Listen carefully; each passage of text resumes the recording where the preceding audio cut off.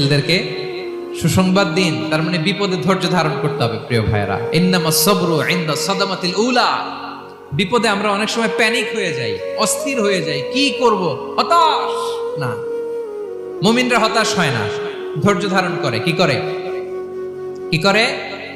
ধৈর্য ধারণ করার শক্তি দাও গো মেহেরবান আমায়, দাও গো মেহেরবান। পড়েন, ধৈর্য ধারণ করার শক্তি দাও গো মেহেরবান আমায়, দাও গো মেহেরবান। সবাই বলুন একসাথে, ধৈর্য ধারণ করার শক্তি দাও গো মেহেরবান আমায়, দাও গো মেহেরবান।